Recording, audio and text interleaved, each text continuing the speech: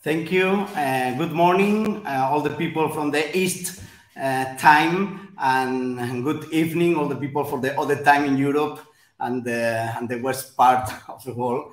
Then we are starting this webinar, the first webinar that the European Large Families Confederation, European Large Families Confederation, with consultative status at United Nations, is organizing in this 60th session of the Commission for Social Development of UNDESA, the Division for Social and Economic Affairs of United Nations. And this webinar, the topic is the poverty in large families perspective, numbers matter, and I'm going to introduce the topic, and after then I will give the floor to the very interesting speakers we have today to talk about this. You know that the crisis caused by COVID-19 and the lockdowns had a very strong impact on people. Children were particularly affected by restrictions of the lockdowns, in the lockdowns, and the difficulties to cope with digitization of education and the fear of the situation. All studies show that children were highly affected during the lockdowns, suffering of higher degrees of stress. Women's mental health has been put under exceptional stress, requiring to be at once mothers, school teachers, carers, and workers 24/24. In problematic families, violence has increased. Families with works that were affected by the pandemic fell into poverty, and children poverty has increased in many countries. The burden of managing normality, work, school, health, nutrition, entertainment in critical conditions, and the necessity to balance work and family felt completely in families, and the relief provided was not effective. Large families experienced problems in acquiring the digital devices needed for distant education and remote working. Broadband was often insufficient for the use of the whole family. The lockdown demonstrated the inequity of housing spaces in many urban settlements, where large houses are too expensive. Gardens and balcony are often a real luxury. Urban nature, parks, playgrounds, bike and footpath became most desirable for all.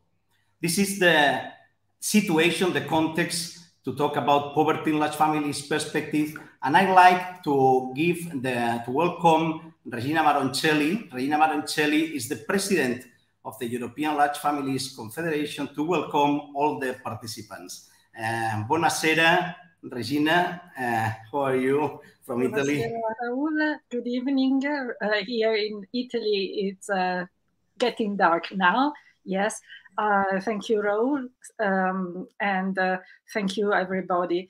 Honorable guests, dear speakers, dear friends, dear Renata Kasmaska, who has always supported us. I must admit, I am very nervous. I am a mother of 4 children, and for me being here today, it's really very, very important. I realize that in this contest, every word counts, and it's heavy. I do apologize if I'm not using the right UN vocabulary yet. As Raul Sanchez, our secretary, said and explained, we have just reached the UN consultative status, and we have to learn. But I am very happy. This is the first time for ELFAC, the European Large Families Confederation, that I am honored to chair, to hold an event at this stage at the UN.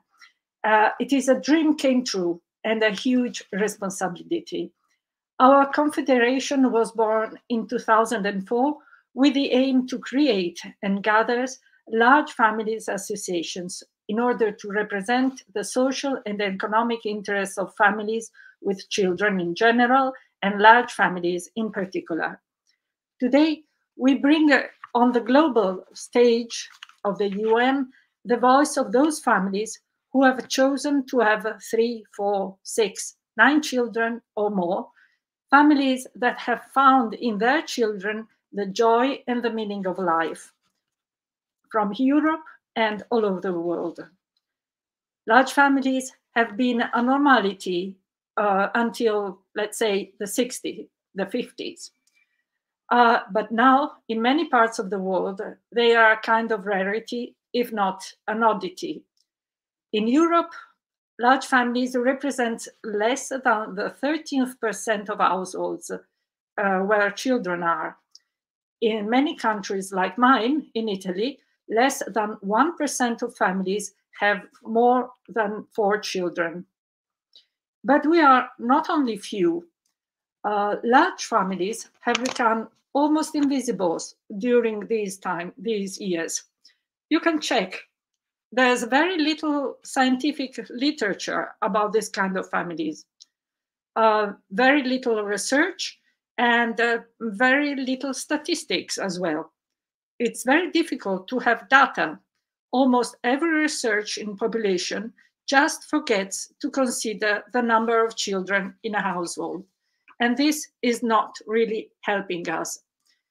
As ELFAC, we are trying to take large families out of this invisibility and show the role and the value that's behind the choice of having more children than the usual 1 or 2.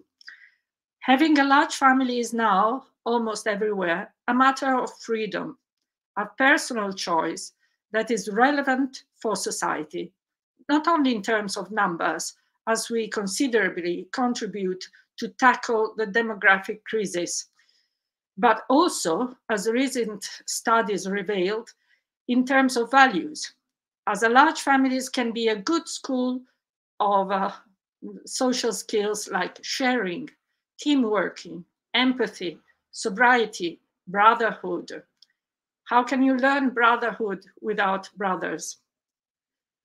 Today, we have the chance to speak about large families under a very special perspective, which is poverty. We are very thankful to the Commission for having chosen this topic because poverty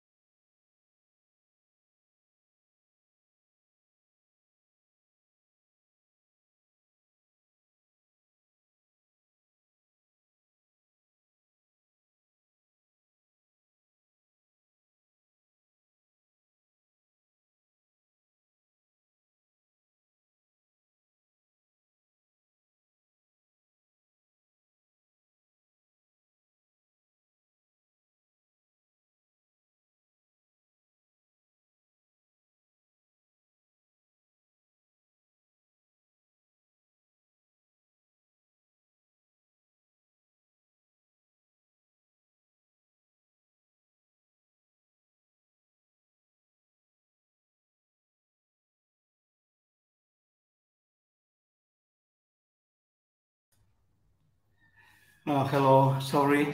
I think we have a short technical problem with the connection, but yes, okay.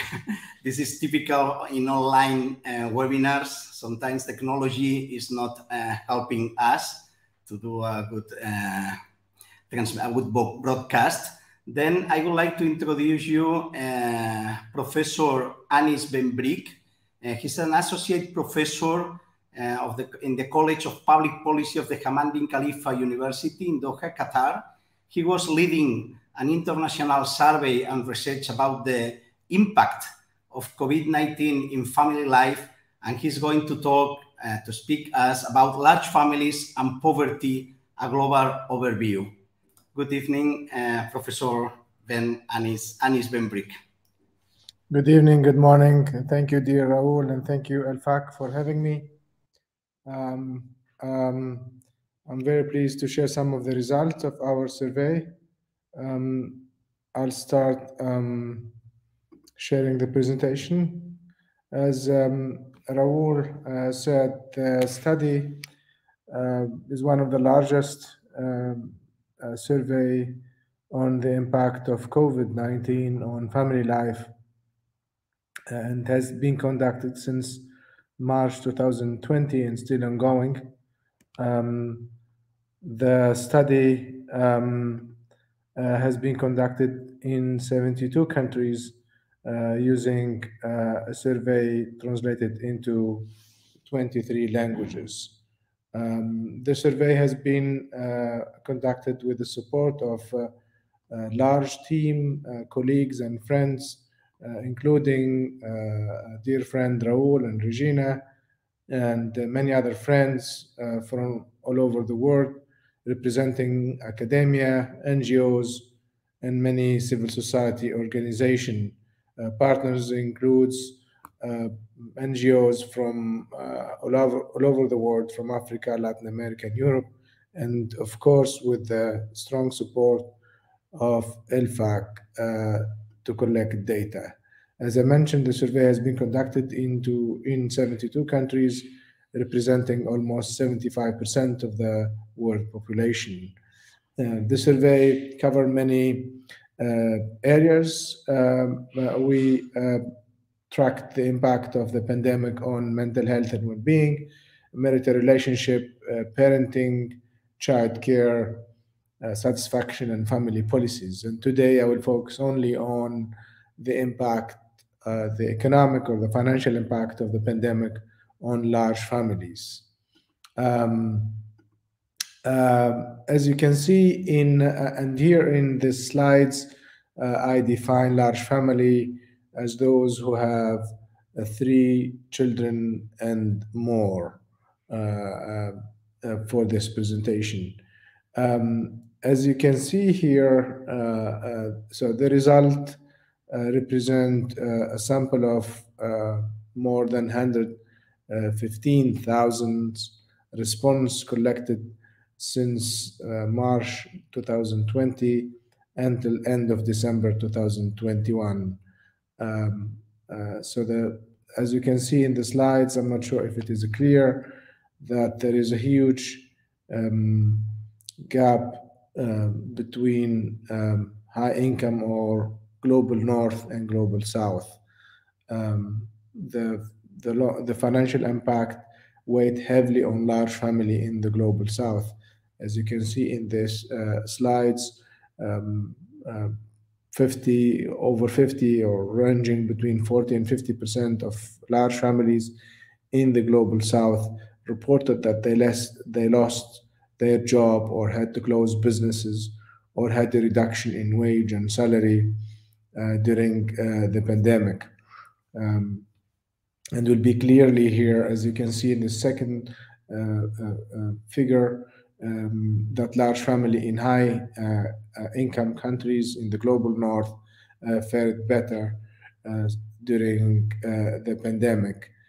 Countries in global south, large family in global south reported that they lost jobs and had a closer to close business and wage reduction compared to those parents living or large family living in the global north. For example, 74% of large families in Bangladesh reported that they had a reduction in wage salaries, and over 50% of those large families in the global south reported that they lost their job or they closed their business because of the restriction during the pandemic.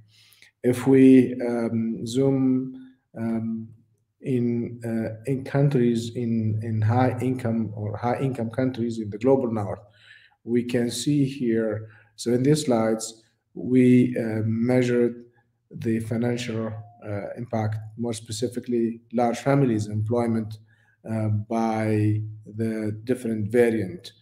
And as you can notice here, that the first variant, the first COVID variant, account for 60 to 80% of large family employment. The good news that large families' employment situation has improved in the global north during the last year.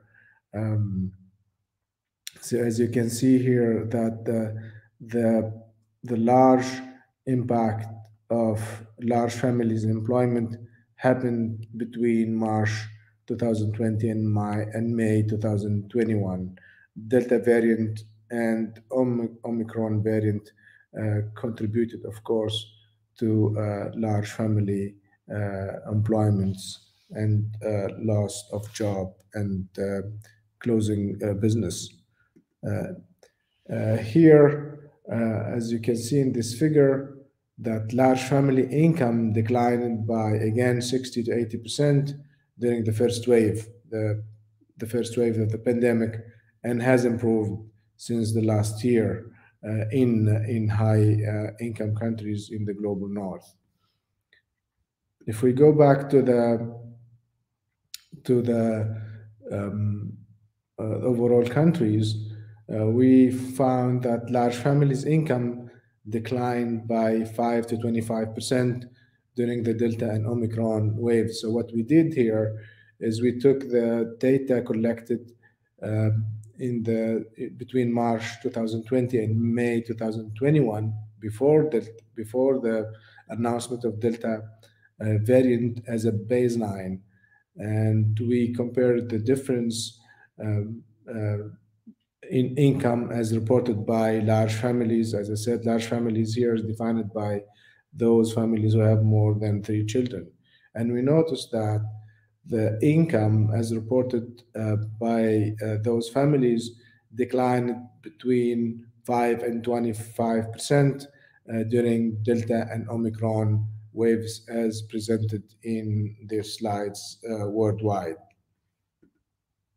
Finally, we asked families in terms of the support needed during the pandemic since March 2020, and here is the aggregate results since March, between March and December 2021. And overall, worldwide, large families strongly support 2 types of policies: cash transfer or financial support, direct financial support for those families, and an employment benefit. And there is, as you can see, there is slight difference between large families in the north, the global north, and the global south, which is expected anyway.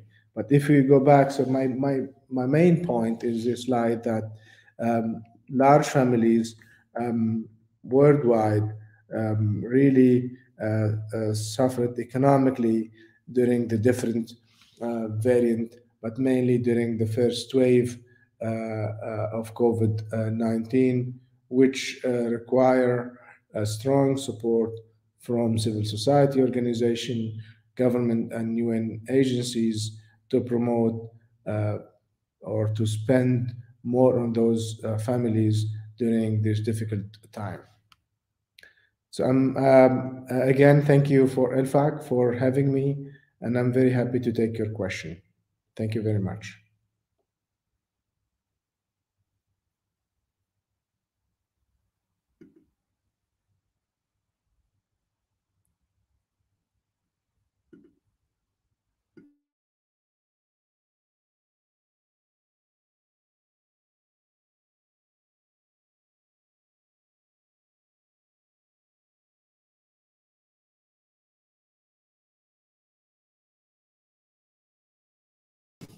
Sorry. Yeah. My voice was, no, I was saying that thank you very much for your presentation. As a large families, we lived this situation, and we know that the impact of COVID on large families was bigger than in other types of households. And your figures was very clear that the financial impact has been very big, and the situation is not yet solved in many countries. And this is the cause of the increasement, for example, in my country, in Spain, of the poverty of children. Thank you very much, Raul. Okay, thank you. Bye. Then I would like to give the floor now to the next speaker. The next speaker came from Greece, for the University of West Attica in Athens, the capital of Greece, and is the Professor Dr. Gabriel Amitsis. He's the Vice President of the Housing Platform, a social initiative that works on public housing in Europe. And also he's the director of the Lab Center of Social Policy of this university. Hello, good evening, Professor Amitsis. And thank you to be here with us. Good evening, Raul. Good evening to all the attendants in our web seminar. Let me congratulate you again for the very crucial topic that ELFAC has selected, poverty related to large families. As you can see, my topic is focused on housing poverty. So let's start with the key concepts on housing poverty. Although there is no international consensus on the concept of housing poverty, we may use this term to define a complex situation of a person or a family, of course, who spends a large proportion of a valuable income on home ownership. That includes often mortgage payments, property taxes, maintenance, and utilities.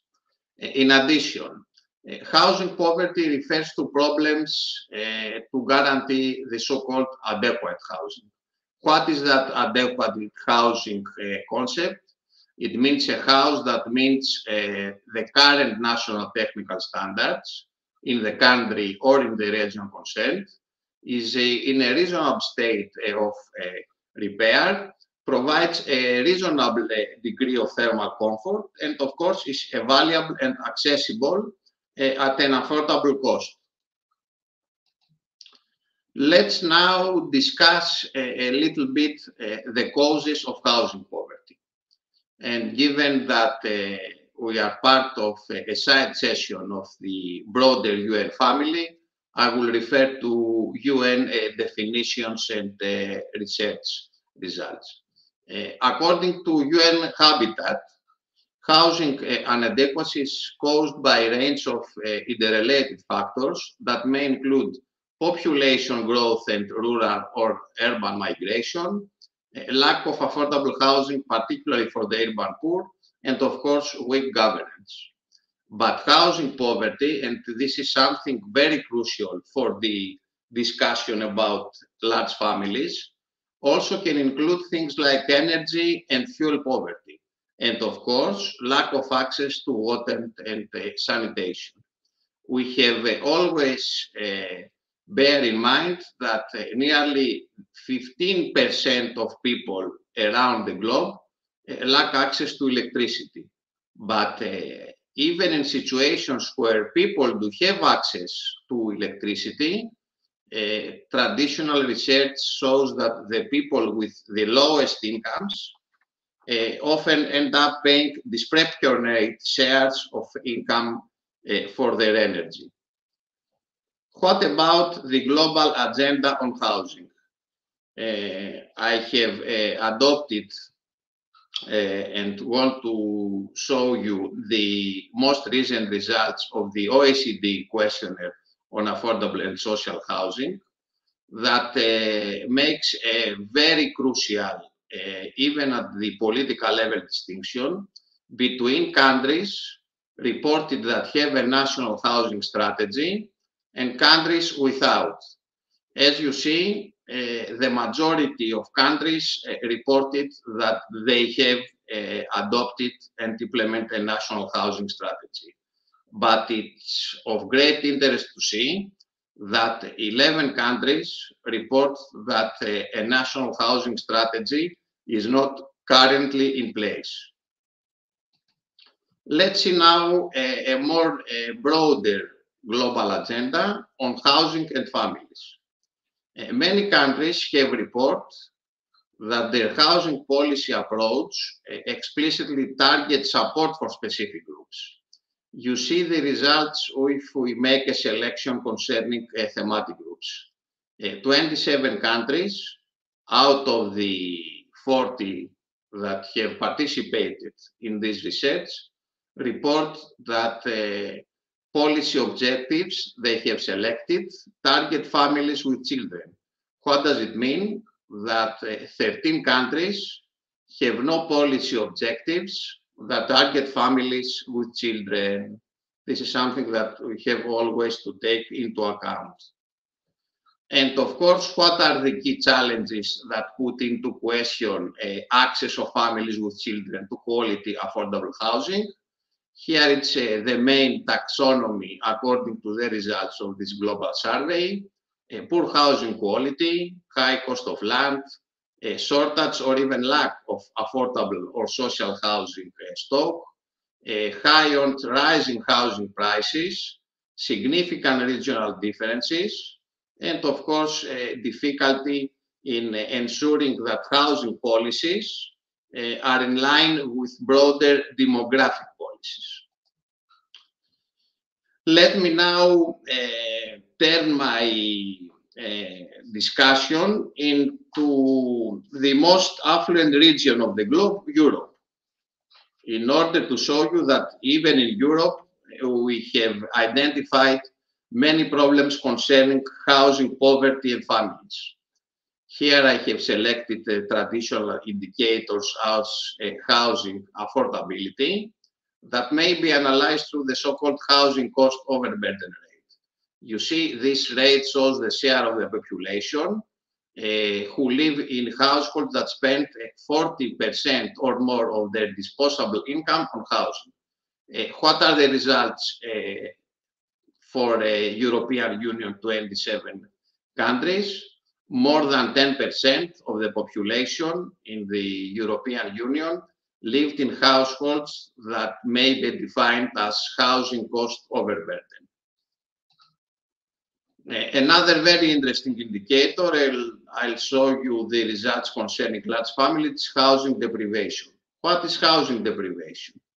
It's a measure of poor amenities calculated by referring to those households that live in a house with a leaking roof, no bath or shower, no indoor toilet, or a dwelling considered too dark. And of course, we have another very interesting rate, severe housing deprivation rate, is defined as the percentage population living in the dwelling which is considered as overcrowded and has also housing deprivation issues. How are families affected? You see, in the case of the severe house deprivation risk, the most impact families are large families. And of course, what about the overcrowding risk? Again, the overcrowding risk is more evident in the case of households with dependent children, single-parent families, but mostly large families. Let's now discuss the impact of housing conditions on natality and family well-being. Housing poverty and exclusion are extremely manifested of low birth rates, high family poverty, and social exclusion risks. Of course, many factors may trigger the incidence, the risk of low birth rates. Among them, rising housing costs for families is a key issue that has been reported in many international and European surveys and researches. And of course, somebody has to ask, do we need something new? Do we have to change the discourse about large families and housing? Here the answer is very clear. We need a new international agenda on good quality, affordable housing for large families. And I will focus on three main pillars of this agenda. The first pillar, access to good quality, affordable housing is of course very important in order to promote a number of traditional social policy objectives. That means poverty reduction, equality of opportunity, social inclusion, and social cohesion. Second pillar, although countries across the globe, and here I will also include European countries, use a wide and complex set of policy instruments to implement their housing policy, it is now evident that not all of the instruments appear to be coherent with another goal, that it's not always at the top of the political agenda, which is the goal to promote access to affordable housing for large families, or something of very importance during these days, to promote access for couples that have decided to create large families. So, third pillar, which may be also defined as the scope of this new agenda. Large families are in need of this new agenda that shall include family-friendly objectives with a strong demographic impact. If this agenda will not be developed in the near future, I am afraid that the interrelationship between housing and large families will deeply focus only on the poorest of the large families. And this is, of course, something contrary to human dignity, but also to the values of family across the globe. Thank you very much. Thank you very much, Professor Amitsis. Really, housing is crucial, not only to raise a large family, but also to start having children and to create a new family. Thank you very much. I'd like to give the floor again before the next speaker to Regina Maroncelli, the president of ELFAC, because due to technical problems, we were not able to listen to finish your speech. And now maybe you have the opportunity to do it. Thank you. Thank you, Raul, once more. Yes, I was talking about how interesting is this topic for large families, poverty and well-being. Actually, there's a commonplace that says that large families are poor families, or are contrary, very rich families. They would be either a status symbol or the results of pure ignorance. Actually, of course, things are not so simple. And like all kinds of family, there's a little of everything. Still, it's true that having a child, especially in Europe, exposes you to a high risk of poverty, unless you live in Norway or in Hungary. If you live in Italy, having a child exposes you to a poverty risk which is second only to lose your job. 6.5% of Italian families with one child are poor, against 20.2% of families with 3 and more children. And no wonder that people do not want to have children anymore. Who wants to become poor? Only crazy people like us, probably. Still, we feel that our family model is precious for us personally, but also for society.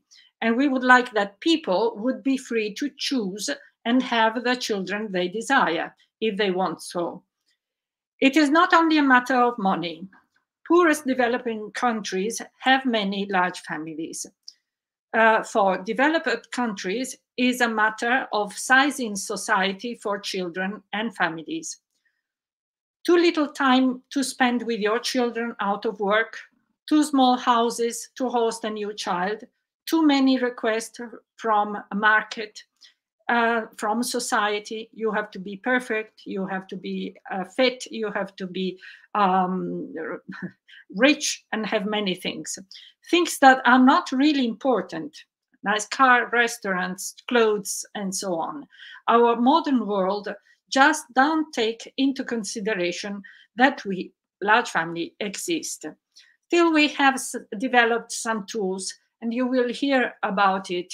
For example, the Large Families Card, which is a very simple tool that put together private stakeholders, governments, if they provide it, and families themselves, and which helps large families to access to common goods like theater, museums, clothes, food, and so with discounts, thanks to this card, which is costless for governments and for enterprises.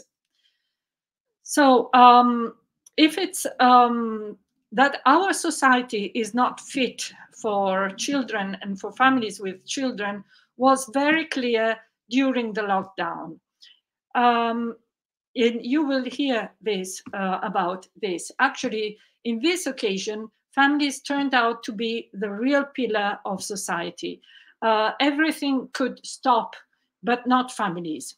Families, they were there, and they provided all the fundamental needs that people and children need. Still, when you think of the measures that were put in places during the lockdown, especially the first one, we could see that there was nowhere in Europe where large families were supported in a special way. As having one single child, let's say you're 14 years old, or four children under 6 years of age, would be exactly the same. This is not, of course, the matter. And you will, we have a very interesting study from Portugal that will help you to understand this better. And at the end, it sounds clear as water, but this is something to be told. It has been a very tough time for many parents and many children, also mentally. But I think we have learned a lesson. At least we should have learned a lesson. And now we call governments to take into account the number of children and the grade of dependency of children every time they set down new measures for families. When planning a new house or planning new tax or a pension reform. Because we realize, we know, we have the expertise and of reality, but and we can also demonstrate with data that numbers actually matter. Thank you very much and enjoy the rest of the conference. Thank you very much, Regina. And now we are going to the next speakers, which are parents of 9 children. I'm sorry, parents of 9 children. Carlos Aponte is the father of this family. And Carolina, you are the mother of this nice family of 9 children in Bogotá, in Colombia. We have invited you to have a real testimonial from a very large family, how is possible to live in a crowd. Then in these times, in these pandemic times, then thank you very much to be here, and the floor is yours. I see you are with no children around. Then we will be real time to speak to us. Thank you. Good morning, Raul. Thank you. And we are very pleased to speak on behalf of large families. The first thing that we want to share with you is what most people ask when they realize that we have 9 kids. First, they ask, what was in your mind when we took this path? The second question usually is, how do we cope with that responsibility, specifically during the pandemic time? And the third question is always about the future and where the money will come from, the perspective of the professional education of our kids or our elderly age. We are the Aponte Pardo family. We have 9 kids from 6 to 21 years old. There are 6 girls and 3 boys. We have 2 miscarriages, 3 babies, 2 of them were twins. We have been married for 22 years and 5 more years since we knew each other and started dating. I think it was the desire of a dream, coming from a dysfunctional family in my case, then encountering the values of faith, hope, in the power of the greatest love, and falling in love with Carolina at a young age. This is how we started the dream for the family we always wished for. Thank you, Carlos. When people ask us about how we cope with our family, different ideas come up to our minds. As a woman, I must stand up by myself. Nowadays, people don't think someone in their sound judgment can think on having, by their own will, a large family. With the support of statistics and demography studies, people relate large families with lower income families who don't have access to education, and in Latin America to a macho model. Even though clearly large families are a minority, we as citizens in a democratic state do have freedom on deciding how many kids we want to have and in a responsible way how we are going to raise them. Carlos and I always dream, as he just said, on having a big family, a large family. We consider we are not perfect. The perfect family doesn't exist. But I do consider Carlos, the kids, and I work every day together to live our lives in the way we can solve the problems, construct nice memories together, deal with our resources, which are limited, and with the love and effort we put all in our home, the good things happen, not because there is no suffering in them or they come by a spontaneous generation, but because together we can keep going. In our country, Colombia, public education and public health are given to all citizens. The thing is, the quality is not competitive. In Latin America, there are social differences that make families choose private schools and healthcare insurance on top of the public services. In that sense, for us, as a large family, the monthly expense in education and health insurance is a big portion of our budget. And our kids know that and appreciate the effort we do as parents so that they can have better education. At the same time, our oldest have jobs that can find their university study schedules and help themselves with their daily expenses. Also, they have good marks that make them eligible to have scholarships. In that sense, we have seen that they started to participate in a responsible way in committing to the constructions of their own lives, which is a goal that all parents want for their kids, to raise them autonomous and independent so that they can achieve their life's project and purpose. With the little ones, we have organized the household chores. So as a team, we all can participate cleaning, cooking, doing laundry and grocery shopping. Before they are teens, they do their chores as a game. They like to feel they are giving with their small task when it is done. When we keep on repeating a good action, it becomes a habit. So we can say that habits where discipline, order, constancy, and hard work are shown help us cope with our daily lives. One of the struggles young families have is to find baby care facilities where they can leave their kids with confidence without expending a lot. For 17 years, Carlos and I decided that I was going to put my profession as an engineer aside to raise our kids. Carlos at that point was the only household income in what it was good enough to sustain us. And on the other hand, as a stay-at-home mom, I could take care of my kids until they started preschool when they turned 4 years old. During those years, Carlos was transferred to Canada with the company where he worked. For 7 years, we could experience life in the first world, where the Commonwealth assures the healthcare and education for the citizens in equal conditions.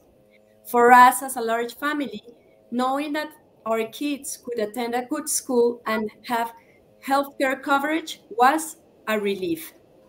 Also, we have tax benefits and terms of the children we have and monthly benefits that makes us have a good quality of life.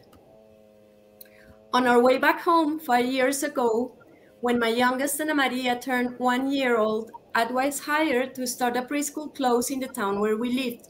Since then, I've been working with families and kids, accompanying them in the amazing adventure of education, where you can see kids develop and grow. Since the pandemic started, we had to cope with unemployment. The economic sector where my husband worked failed in their income and many were laid off. He started his own consulting business as an engineer, but for the last 2 years, my job gave the family income. During the lockdowns, we also could see the benefits of having siblings with whom our children could play, talk, even fight. They didn't feel lonely or bored. The mental health and affectivity, which turned unstable for many families during the school's closures, for us had been a moment in our lives to know each other better and to share more deeply. The first social skills are given in the family as the cell of society, and having a large family really constructs social values as compassion, generosity, understanding, and tolerance. Supporting the large family should be on every government agenda, giving the opportunity to have good education, healthcare, and job opportunities, because what large families give back to society is citizens that can have the fortitude to keep on going, because within their families they live all the values I just referred to. Finally, as a large family, we have learned to have priorities and acknowledge the difference between what we want or what we really need in terms of buying tech gadgets, clothes, entertainment, and even kitchen stuff.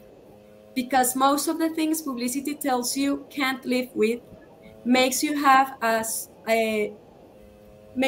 social conscience and rely on gratitude, as ask yourself, how with your daily work and within your family you can make a better world. At last, but not least, that leaves us with the questions about the future. How are you going to pay for higher education for our kids to be skilled professionals? What about a pension plan? Are you going to be allowed to their future? The simple answer to these questions and more that could pop up is that I really don't know the answer. And it is healthy to keep it that way. What we have and what we know is what we have today. The past has put us here. We have been so blessed with a lovely family, with a lovely wife, happy kids, although, we have our days. And in the third world where we live, poverty can be addressed with healthcare and quality education accessible to all.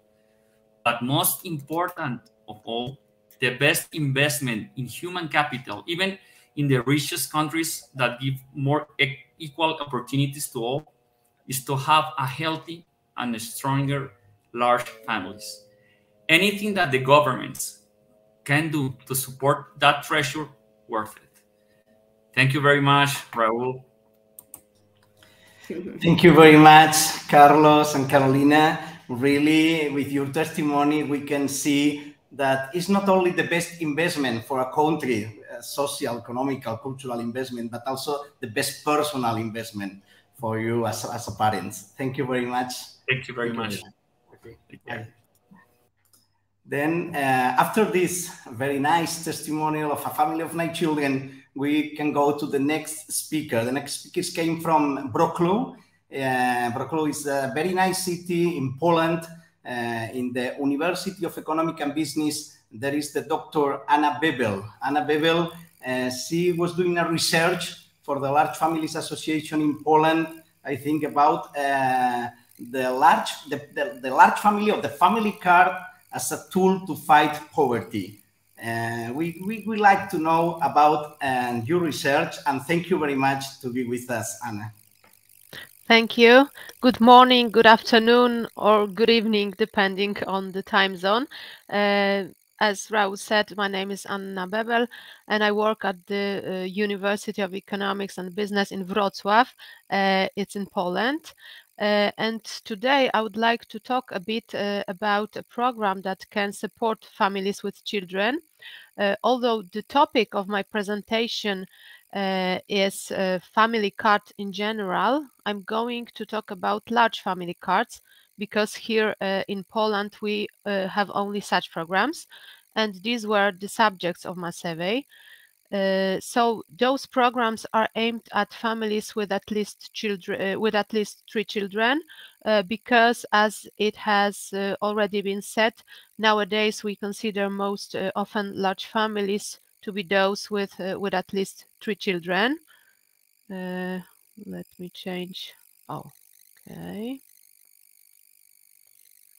The large family card is a general term used for different programs that are addressed at families with many children.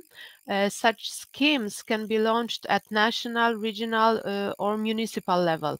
The idea behind the program is to create a positive image of a large family and to support its functioning, development, and well-being. As you may know, it's not a new idea here in Europe. The first such program was launched in France in 1921 at the national level and is still functioning. There are also similar programs in Austria, Italy, Spain, or Germany. In Poland, we have both national, regional, and local cards, and there are many similarities but also differences between them. And today I would like to focus especially on the local ones. Such programs are now very popular in Poland. The first one was launched in Wroclaw, where I live, in 2005. Up till 2011, there were only over a dozen of them, and within a few years, more than 300 new ones were created. And what do the cards actually look like? They are all really nice. In this slide, we can see examples of such cards. In the middle, there is the national one, and the rest are local ones. So the program is implemented by issuing cards that entitle their users to a number of discounts or free access. In national program, for example, to national parks, national museums, or rail transport. In local programs, to swimming pools, to the cinema, generally speaking, venues related to culture, education, sport, recreation, and health, or even public transport, utility charges, and preferences in access and lower fees for nurseries, kindergartens, and schools. There is also a whole range of offers issued by private enterprises, discounts in restaurants, groceries, hairdressers, and so on, and they are available in most programs. The offer of the programs varies considerably depending on the municipality. Some offer only discounts, others also free admissions. Also within a given program, the offer changes over time, depending on the expectations of families or the possibilities of a given municipality. Interestingly, cards are issued regardless of the family income. The card is available to families with children up to the age of 18 or longer if they are still learning, up to 24, 25, or even 26, depending on the program. Most often, each family member receives their own card. In some local programs, more preferences are also given to families with at least 4 children, most often in the form of parallel 3+ and 4+ cards. In my own research study, which I conducted over the years 2013-2014, I examined 15 programs from different towns and cities. Ultimately, more than 1,300 respondents took part in the questionnaire survey, and 6 focus group interviews were carried out. I wanted to check how those programs were supporting families and what can be done to improve them. It's important to note, however, that at the time when I was doing my research, there were very few programs in Poland supporting large families, or rather families with children in general. Now we have a program called Family 500+, which means that every single family gets 500 zlotys every month per every underage child. For your information, 500 zlotys is approximately an equivalent of $125. We have free school course books and so on.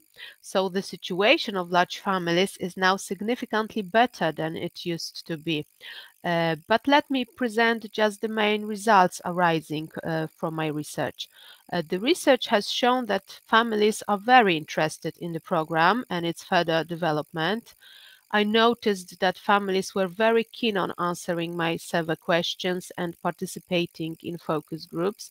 Their experience in using the program was very valuable, and allowed me to capture the main advantages, but also shortcomings of the programs. Most respondents, over 2 in 3, were satisfied or very satisfied with the participation in the program. Even more believed that this participation had a rather favorable or strongly favorable influence on their family. The situation was slightly different, however, when I was asking them about the actual use of the program offer. Families who were asked to specify the frequency of using the card rarely pointed out to the offer from which they would benefit at least once a week, mostly the swimming pool and public transport. What's more, to be honest, in many cities there were no healthcare services, no cinemas, public transport, or even theater and museum in the offer. Other facilities were in fact not very attractive or varied, or still too expensive to use more often than a few times a year. The poor offer of the program was also confirmed by other questions.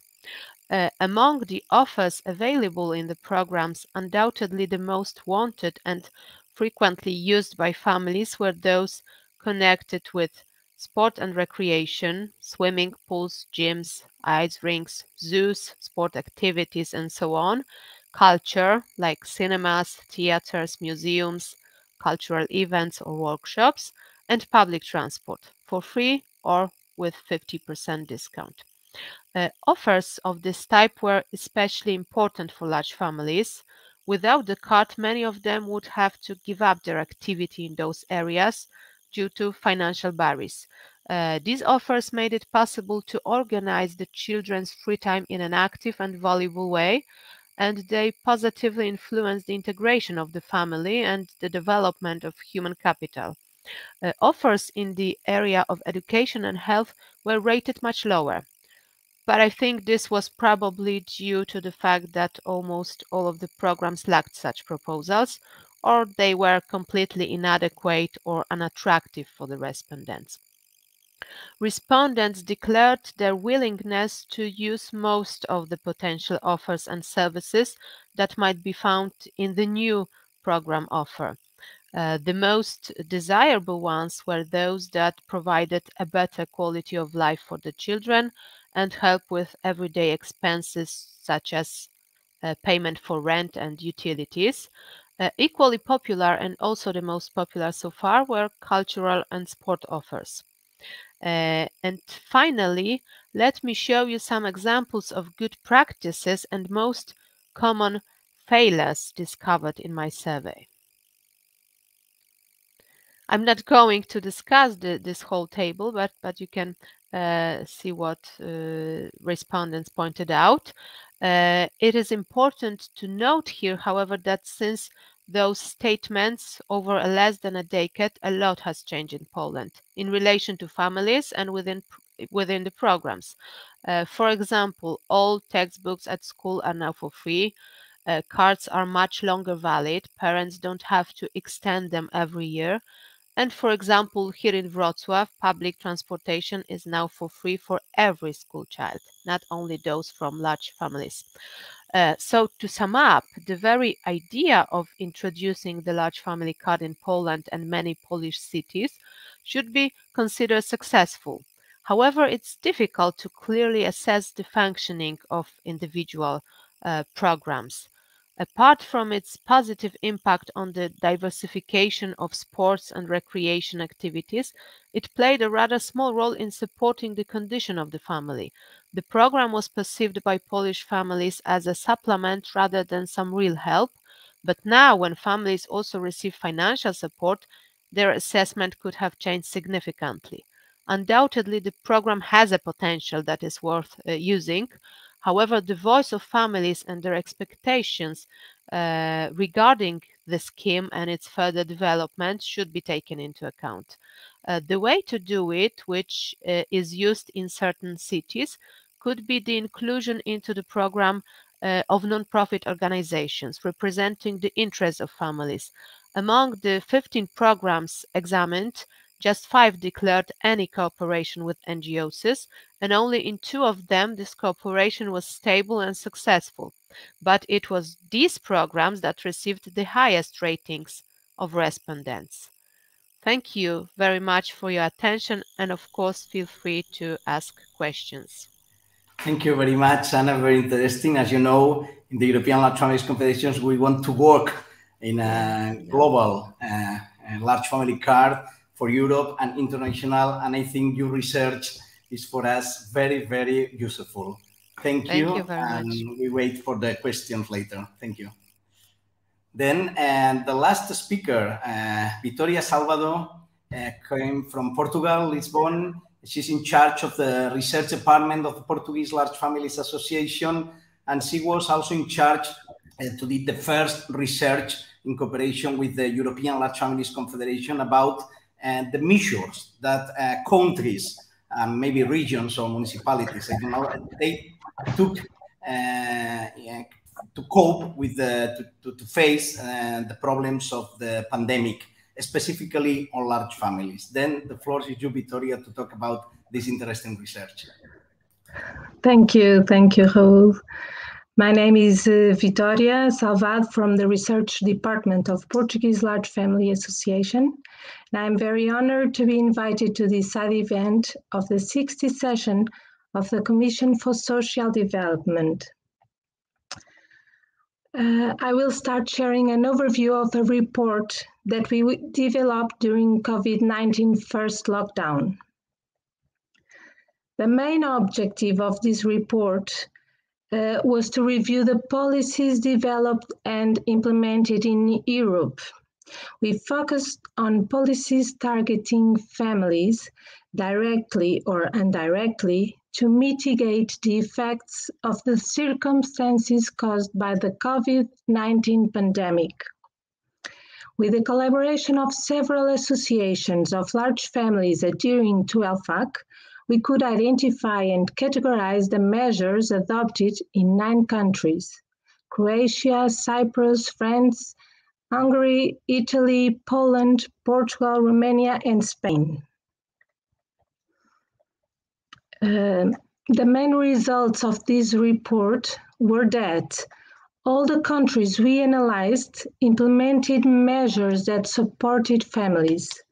The most common measures adopted by the government were: first, wage compensation, a measure that safeguards some income and protected jobs to all workers whose companies were affected.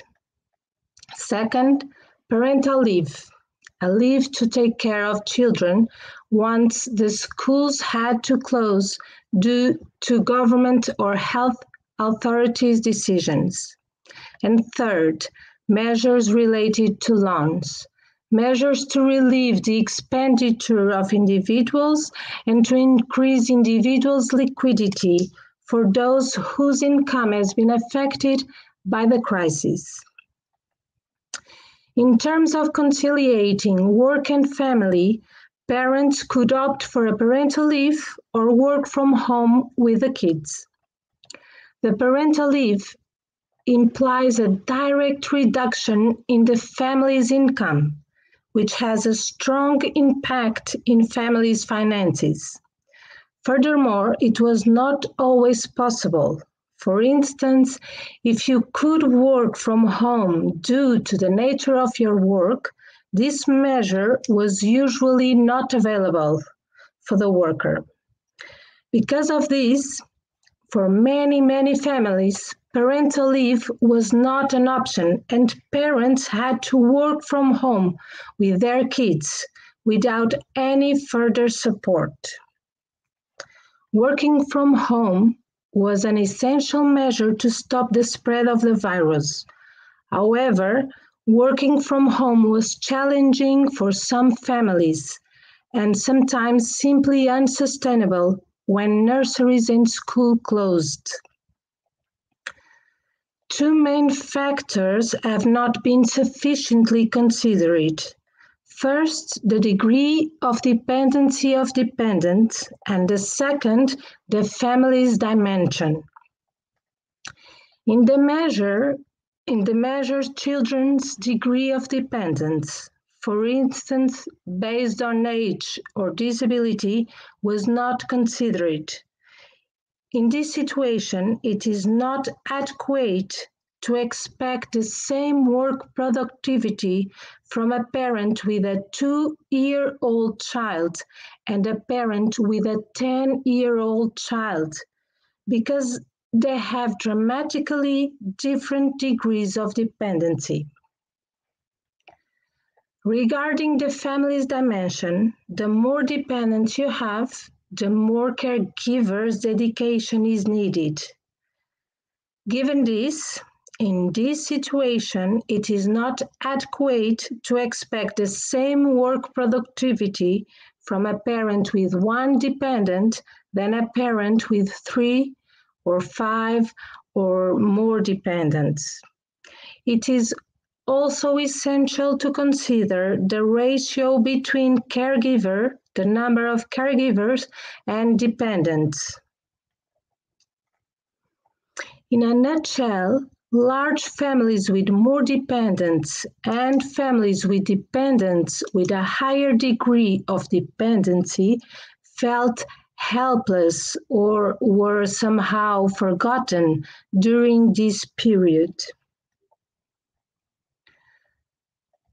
Before finishing, allow me to emphasize that it is essential to consider the different contexts in which measures for supporting families are applied.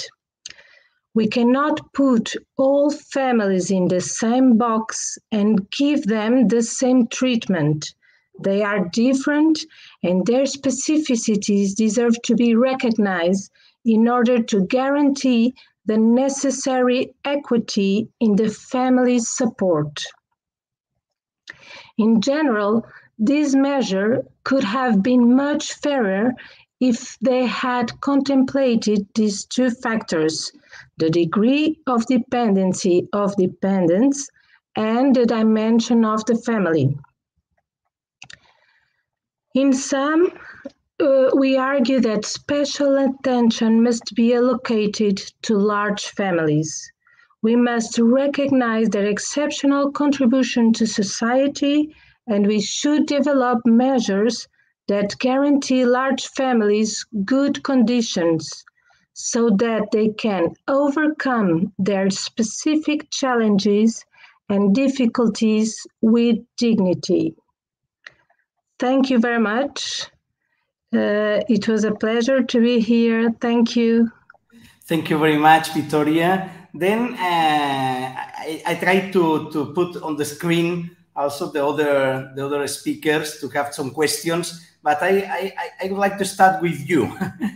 In this research that you did on policies reacting about this very strange and the first time in history we know with the pandemic, what do you think it was the country with the best reaction and the best policies to protect families during pandemic? Is it possible to say, or any policy, a specific policy that it worked?